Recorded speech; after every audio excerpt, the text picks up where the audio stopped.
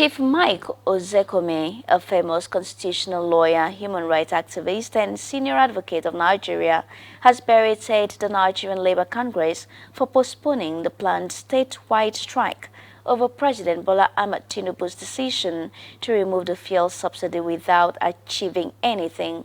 He stated this in an interview with pressmen shortly after a tribunal sitting in Jos. CTV's Jos correspondent Biogak was there and completes the report. The legal luminary, Chief Mark Ozekhome, SAN, known for his outspokenness, has bared his mind on the suspended planned strike action by the Nigerian Labour Congress over the fuel subsidy removal. He said the NLC did not consider the enormity of the process of mobilizing for a strike and the predicament of the common man before calling it off. Not only was he right and appropriate, I detest the fact that they appear to have called it off without achieving anything. They've not considered the enormity of the process of mobilizing for a strike, which takes quite some time and resources.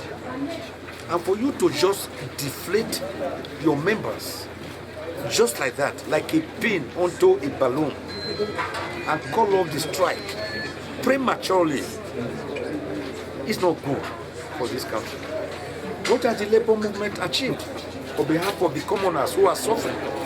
Beleaguered Nigerians who are scrapping from dustbins to survive.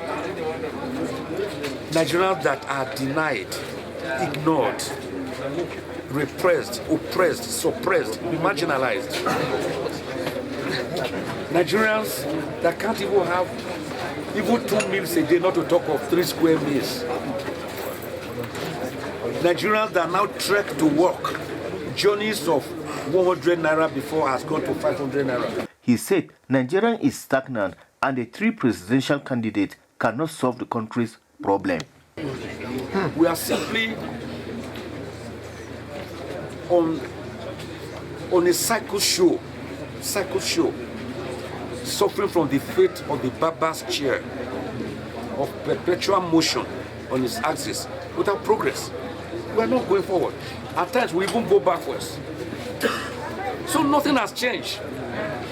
I said it before in the last 6, 7, 8 months, 9 months. I've been saying it. I said whether Tinubu, whether Atiku, whether Peter Obi, whoever finally becomes the president of Nigeria after all the hearings by all the appropriate courts up to the Supreme Court, cannot solve Nigeria's problem. Because the problem is endemic and is fundamentally etched. It is the problem of the national question, how we are living together, where we are coming from, where we are, where we want to go to. Ozekhome said Nigerians need to go back to the drawing board to have a functional constitution. There's the need to go back to the drawing board to have an autochthonous, people-driven constitution that will be made by the people, subjected to a referendum or plebiscite of the people, owned by the people, to commend the legitimacy, credibility, acceptability, and believability of the people. That's what we call a people's constitution. He said democracy in Africa has been hijacked by the elite, which is why coups are taking place, noting that Nigeria has exhibited all the characteristics of a failed state, and he is urging the government not to take the people for granted.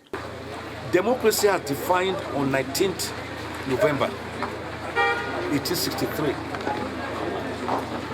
by the former American president, Abraham Lincoln, during his Gettysburg Declaration.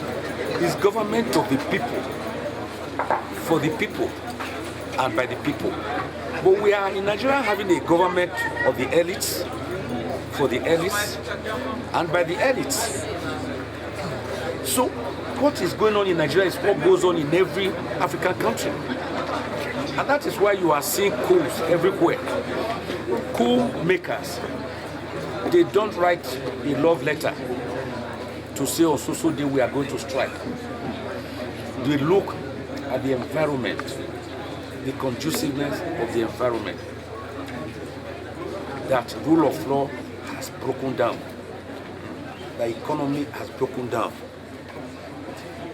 that state actors are now more powerful than a legitimately constituted government, challenging a sitting government's legitimacy by having their own government, carving out fiefdoms and chiefdoms for themselves, creating local government areas, putting their flags up, giving identity cards and pass to indigents.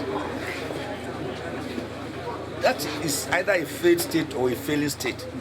And in a failing state or a failed state, anything can happen. So that is what you see playing out in Africa. I don't wish it for Nigeria. I don't wish it for Nigeria. Because Nigeria, with a population of over 222 million people, it would be terrible if such a thing occurs here. But my prayer to any government in power is to say, don't take the people for granted.